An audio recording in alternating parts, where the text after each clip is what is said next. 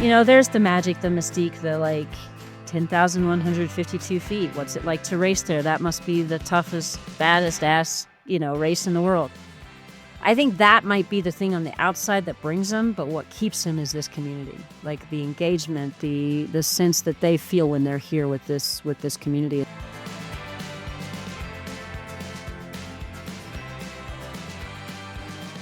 Well, Tamira, welcome to the middle. Thank you so much. Thanks for having me on. I appreciate the offer and the invite. I wanted to ask you first, when you wake up on race morning, or do you even go to bed? That might be my first question. But what is the very first thing you're thinking about? Yeah, that's funny, Megan. There is definitely a whether or not I was asleep. But usually, the first thing that comes into mind is, what am I missing? What have we not thought of today? It's usually taking about 5 to 10 minutes to lay there, level set, particularly with the 100s. The 100 run, of course, we're getting a couple hours sleep from the night before, because that's a 4 a.m. start, which means we're down there at 1:32 a.m. Making sure everything's dialed, everything's happy, nothing got shifted during the night. So, what the first thing is hard to say on a given day, but there's generally a little bit of thinking about, what are we missing? Do we have it all figured? Do we have it all in a good, who's supposed to meet when? What's our first thing we got to do? That kind of stuff. And is that the most stressful moment for you, those hours right before each of the races? Or are you kind of just like, hey, we're in execution mode at this point? I would say the more stressful time frame is probably, depending on which event it is, will define that. Like in the 100 mountain bike, it might be later in the day, where we're just dealing with Columbine, or we're dealing with certain sections of the course that are just more elevated for folks. And so we want to get everybody through them safely.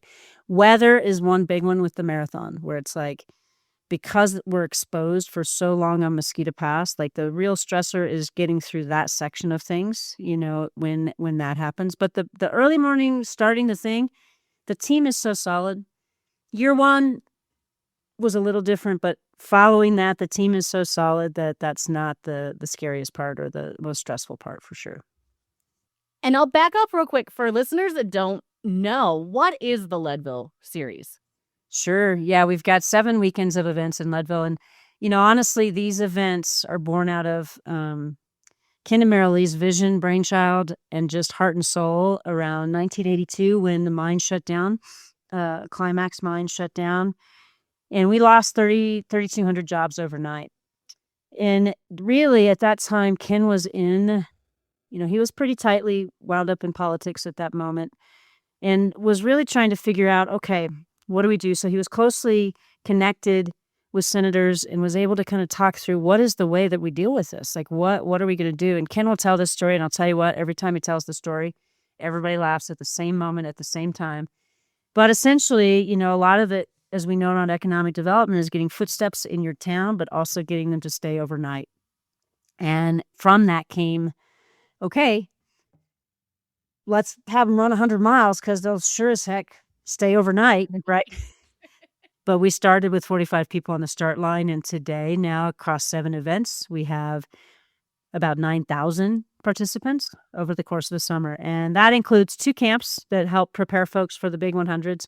It includes a marathon and half marathon, which is the highest marathon in the U.S., which is pretty cool. Yeah. And then we have Silver Rush Weekend, which is a truly wonderful kind of family vibe weekend with a 50 mountain bike, 50 run, and each day is mountain biker run and several other events in there as well. The stage race, another pretty fantastic weekend of it's a smaller event, so we tend to get, it sells out within minutes when that goes live. And then, of course, the 2 100s. So those are our 7 weekends. We bridge both running and mountain biking.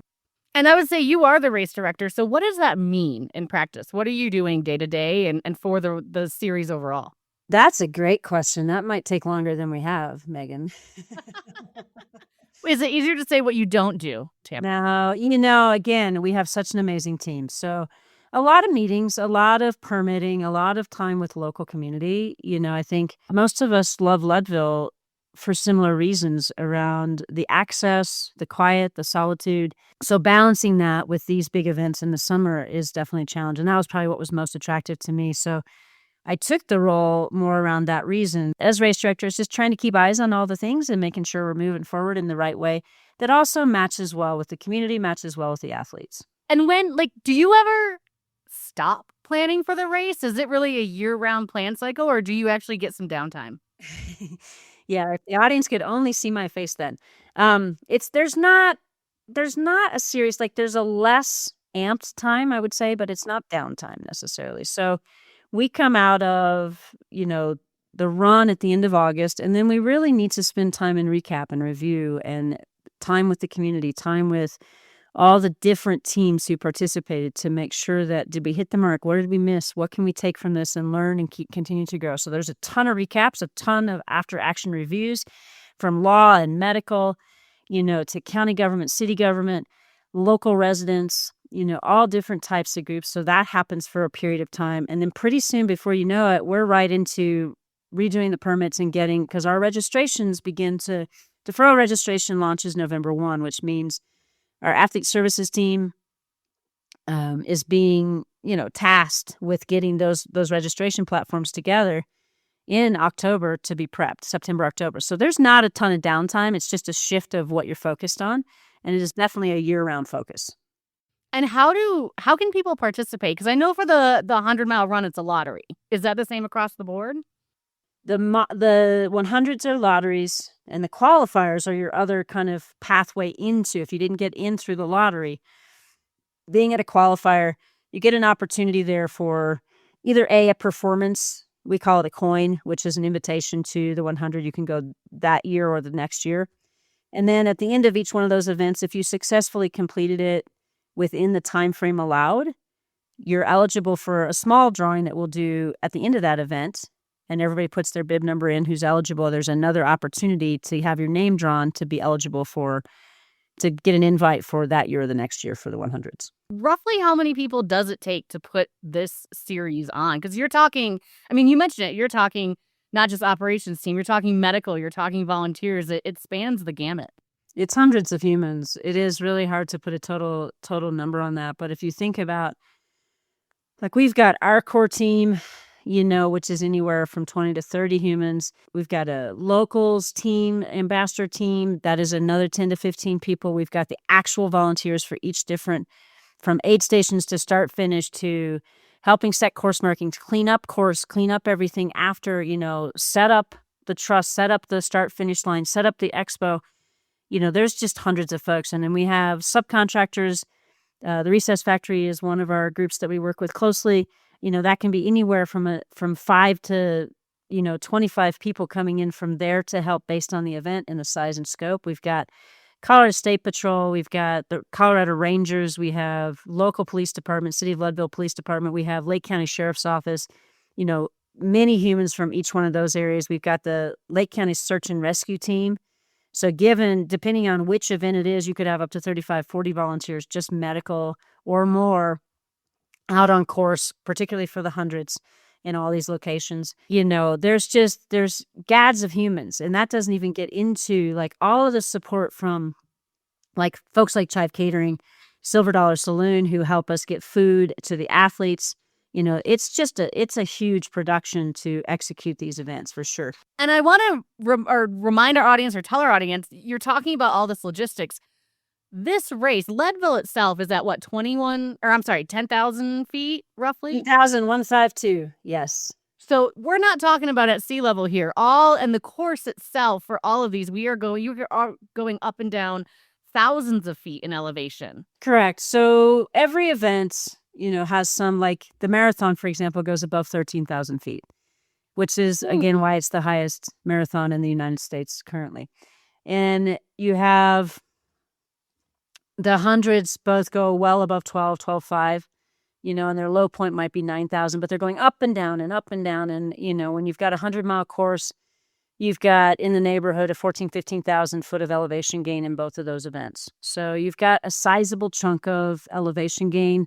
Many of our participants are certainly coming from lower elevations, if not sea level.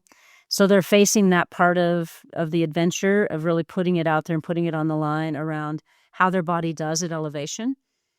And then on top of that, taking and adding to that a pretty sizable chunk of elevation comparatively to a lot of our partner races. And because it is, and for folks that are listening that don't know, I mean, you're going through the Rockies. Leadville is in the middle of the Rockies there in Colorado, so you are going through some of the more steeper parts as well. So it's not just this Kansas straight line of 100-mile, 50 out and back. What is the hardest logistical puzzle that you have to deal with every year?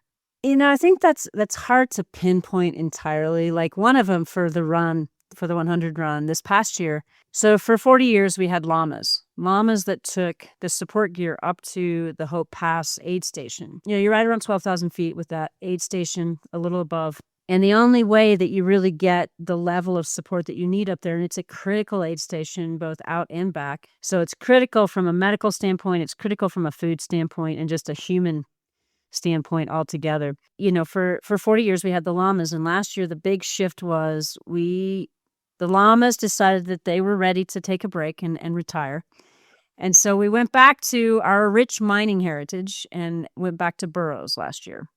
We went to burros last year. So that was a huge, we spent a lot of time in 25 really planning and mapping out that whole shift and change, because you're involving a mule packing company here locally, Half Moon Outfitters, with 20 to however many mules we need to carry gear up. You're including all these burros who are going to carry the water. So logistically, that aid station is pretty significant for all reasons, but also the setup of it. So that's one area.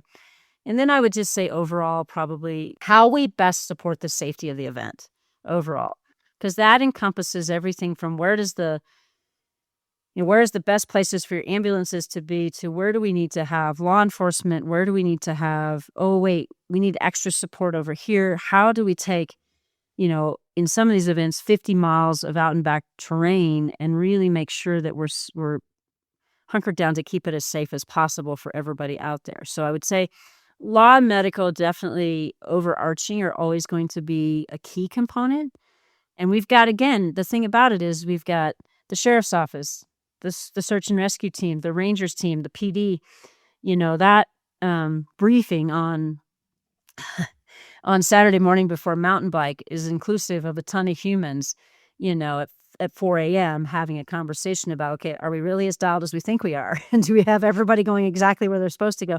And they do an amazing job. And the only reason it works is because there is this huge collaboration among all of those entities. So it's pretty amazing.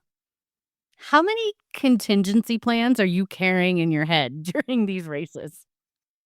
There's a few for sure. We have things around how would we get folks out of this location or out of that location, or what do we do if this happens or that happens?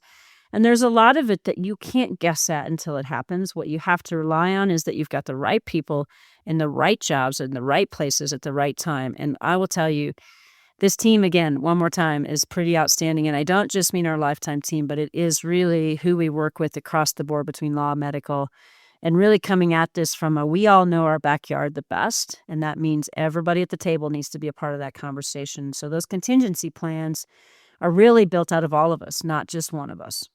How do you make real-time calls? If something changes during a race, you mentioned weather, which I want to ask about in a minute, but how do you make those real-time calls if you need to? Again, we have kind of a unified command structure set up, and we have kind of tiers of who needs to talk first and how we filter that down.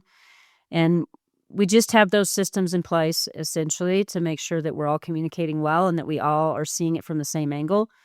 And those are really fast. Those are, after 10 years of fire, same thing. You're sometimes in situations where you need to make split moment decisions.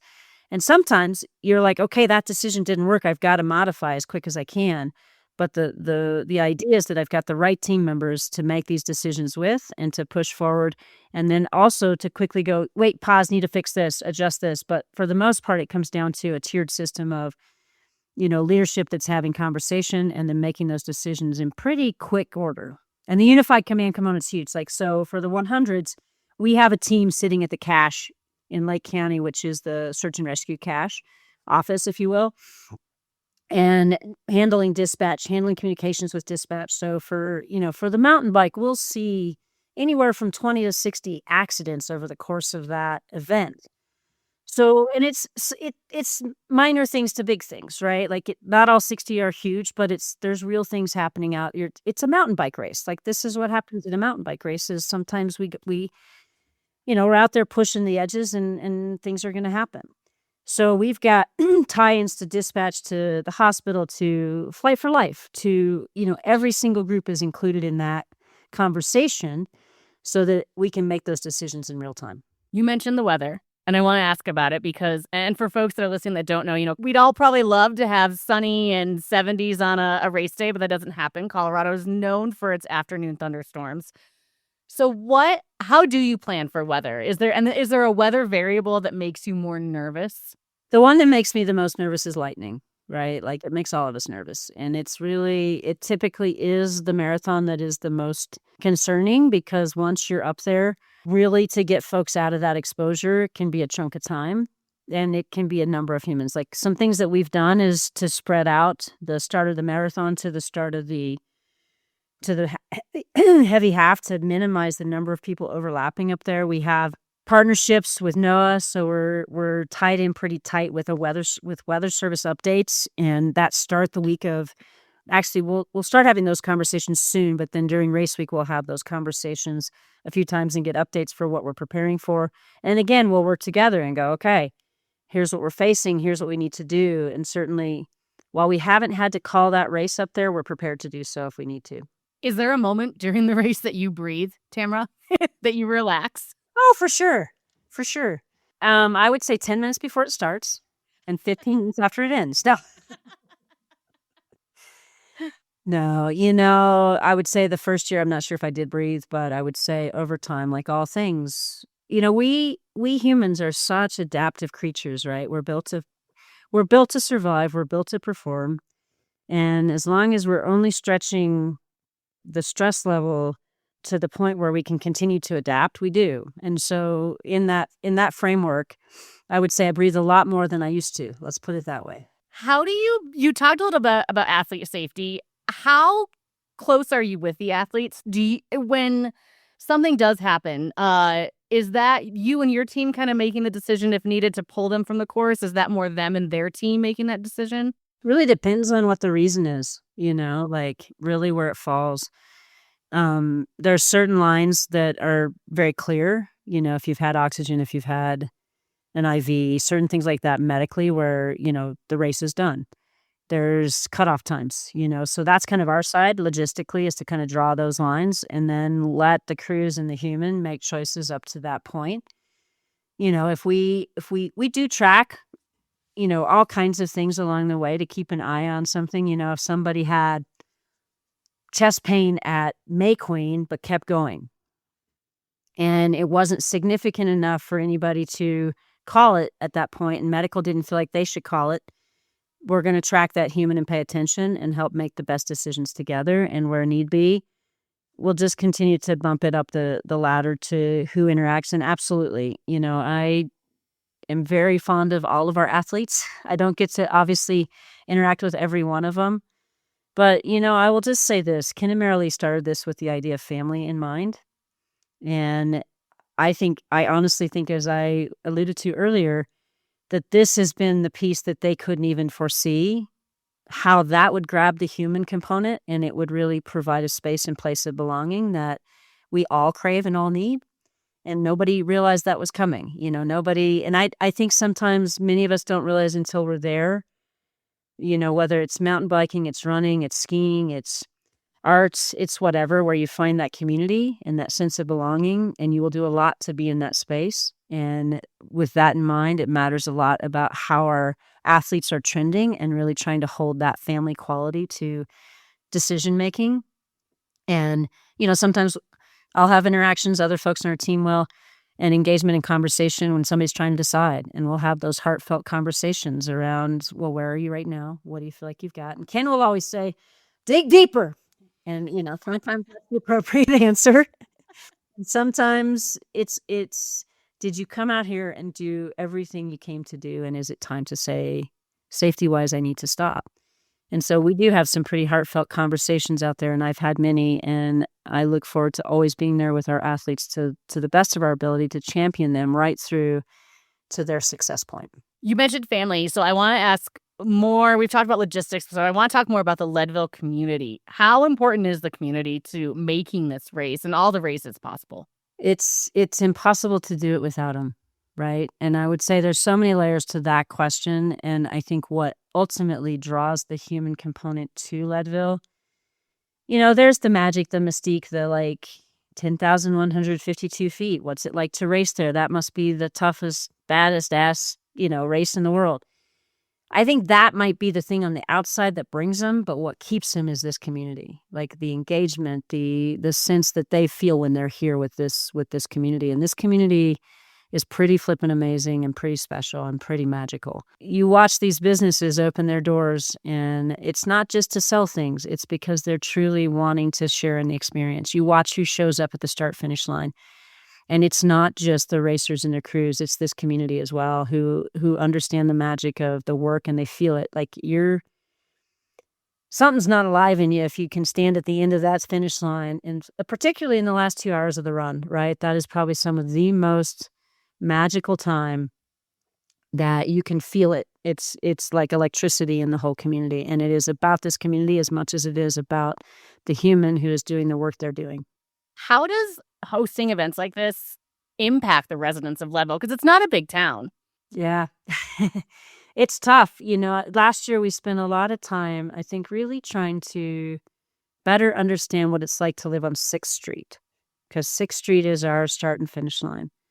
And we had a ton of engagement with those folks, but also attempted to share that story, right? Because I think there's both sides of that. You'll get on 6th Street, why do I have to be awake at 4 a.m. when the gun goes off? And so, and you'll get the other end of it, I wouldn't be anywhere else if I could help it, right? You'll get that whole gamut. And how do we together honor what it is to have these big events in this small space? And it is real. It is impactful. It is on the front lawns of folks' residents that it starts and ends. And they're gracious enough at this moment to continue to support that that's where it starts and ends. And I think for all of us to remember that piece when we step out there is huge, right? This is a privilege that we get to start this race where we started at the time of day that we start most of them.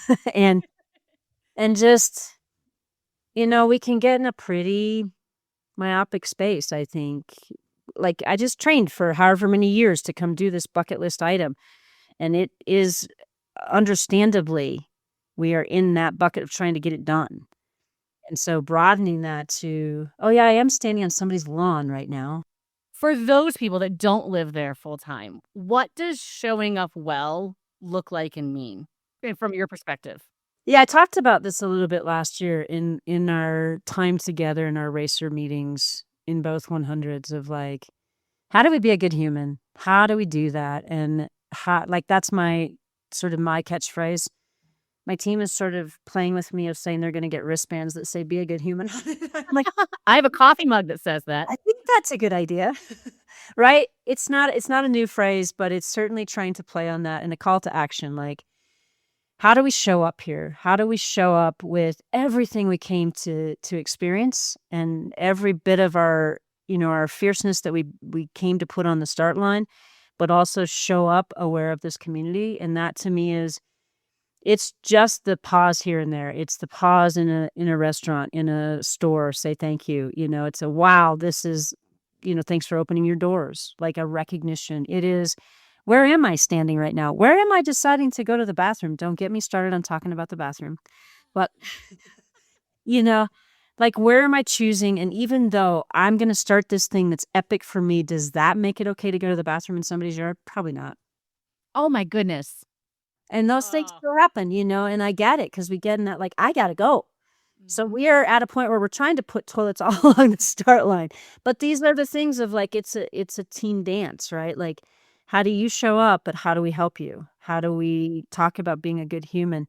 It is the moment where somebody needed something on the course, they crashed, they whatever, and do I pause to make sure they get the help they need? It is all the way to the crews out there helping us pick up the things and not leave a bunch of stuff in people's private property. It is how we take care of each other together out there.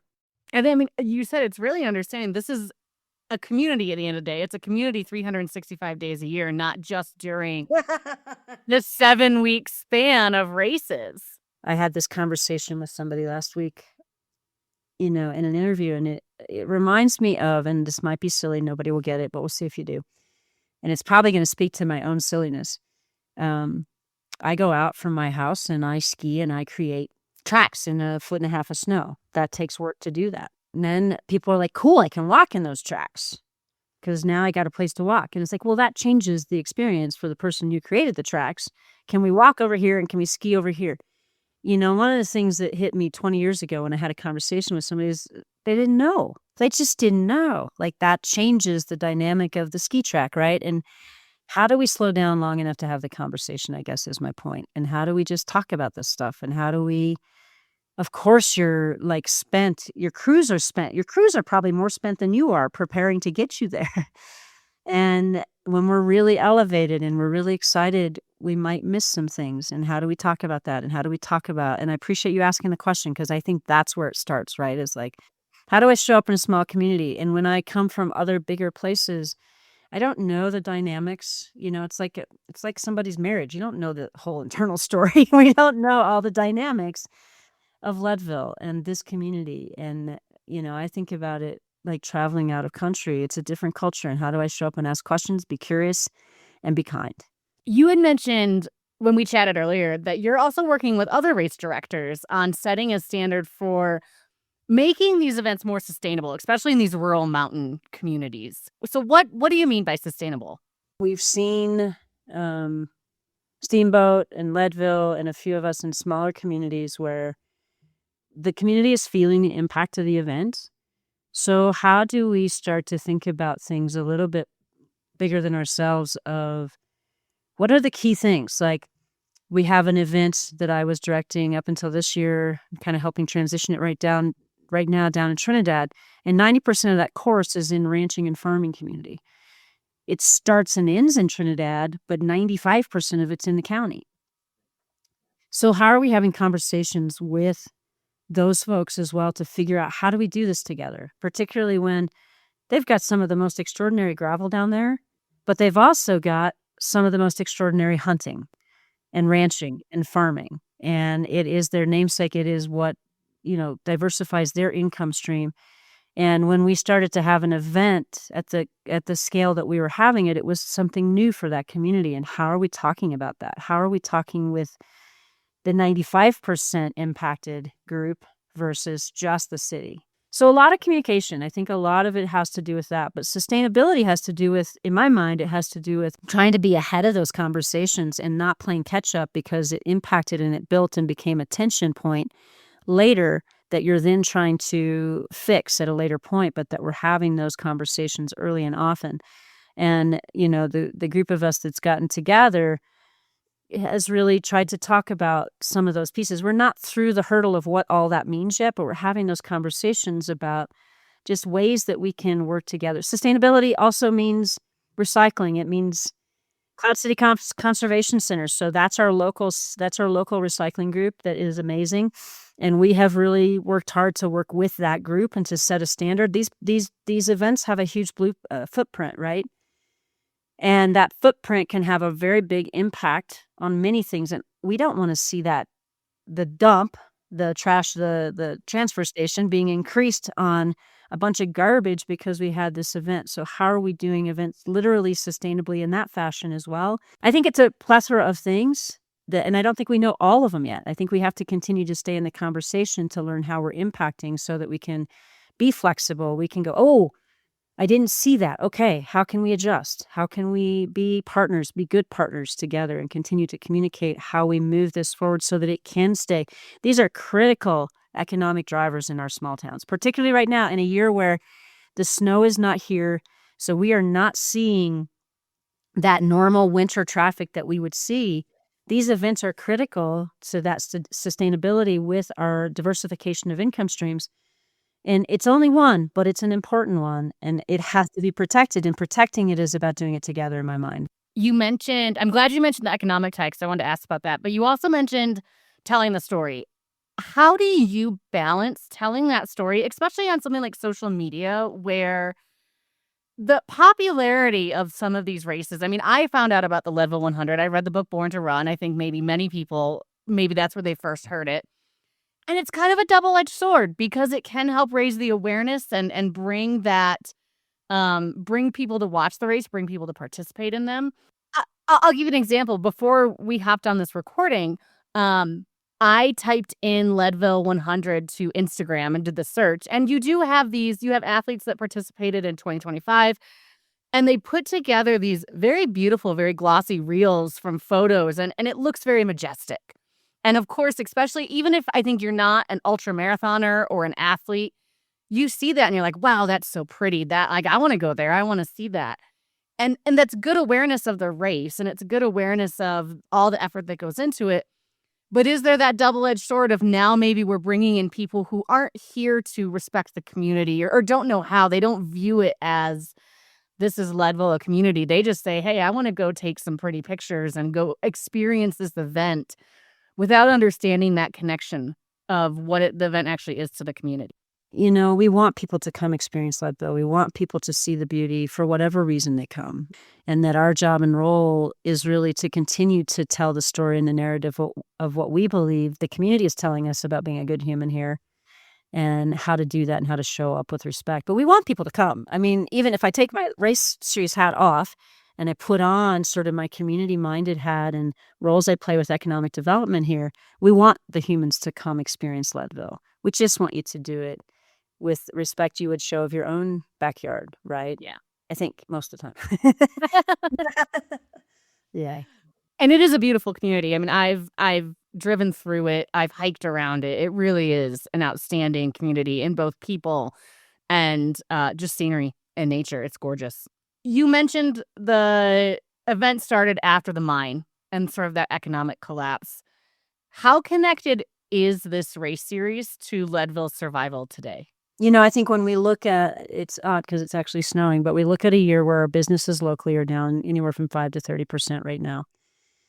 And we saw them come out pretty strong last summer to say we need the events here, or last year around this time. And I think we will continue to see that having the events is critical. How we have them is the most important thing, right?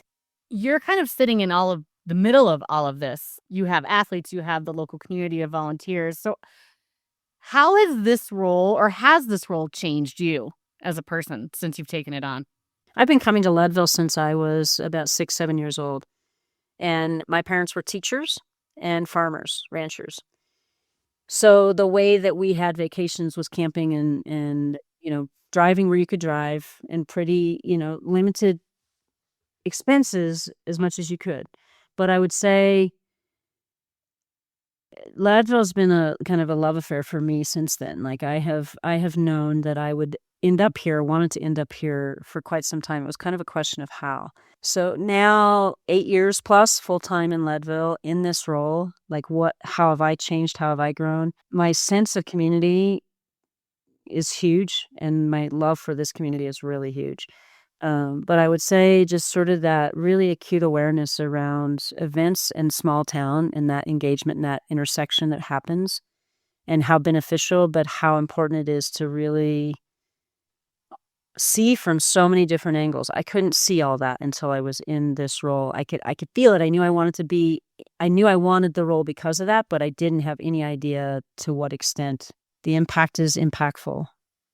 And nothing is going to, I would say Leadville is definitely, it has held on to its heritage. It's held on deeply to its roots, and it's slow to want to change for good reason. And it has a great love and protection of its backcountry and its access and all of those components, its solitude, its ability to step away from it all.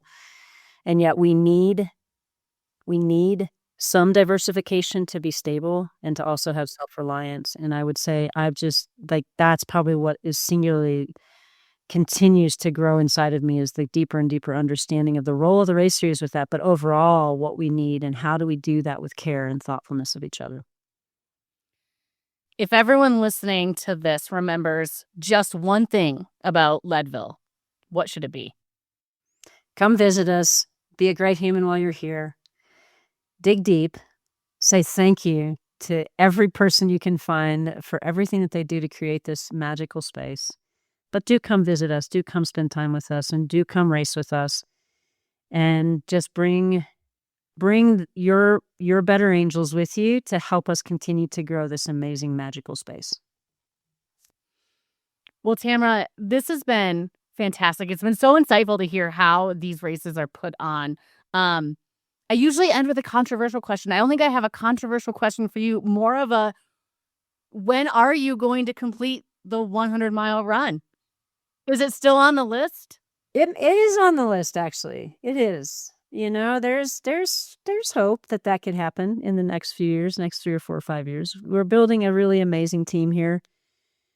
And, you know, I think there'll be some ability for everybody to be able to put down a hat and a sword for a second and go race a race. So we'll see what happens. I hope so.